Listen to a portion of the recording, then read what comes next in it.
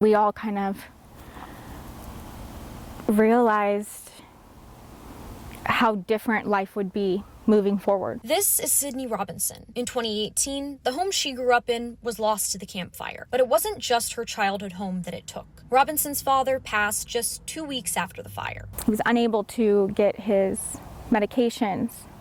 The hospital here burnt down, his doctor's office burnt down. We were unable to refill his heart medications, and he died alone in his hotel room. And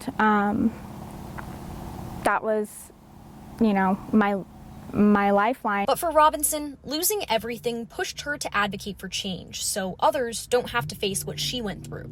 She's one of the claimants in the Fire Victim Trust, established in 2020 from the bankruptcy of PG&E to compensate survivors for damages caused by the 2015 Butte, 2017 North Bay, and 2018 Camp Fires. Most are still waiting for their final share of the settlement. If we had gotten 70% 3 years ago, 2 years ago, 2 years after the fire, when people needed it, when people were homeless, when people were in trailers, when people were burying their loved ones, that's when we needed it.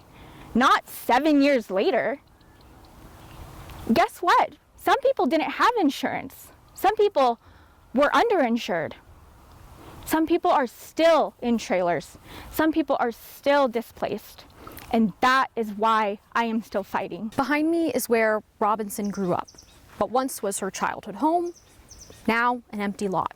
But nearly 7 years later, it's a reminder of the work that still must be done. Robinson is a member of the Utility Wildfire Survivors Coalition, a group of fire survivors pushing for legislative and legal solutions to get full compensation for FVT claimants. She says this group is working with the governor's office and state legislature to pass a bill that will get these wildfire survivors 100% compensation for their claims against PG&E. We are really looking for a state senator, an assembly member to champion this bill and bring it to the table in this next session. As of now, the Fire Victims Trust has paid out $13.7 billion to wildfire survivors. For Camp Fire survivors, the trust has paid out 70% of their total claims. We just want our voices heard and honestly, what we're asking for is a third-party audit and transparency.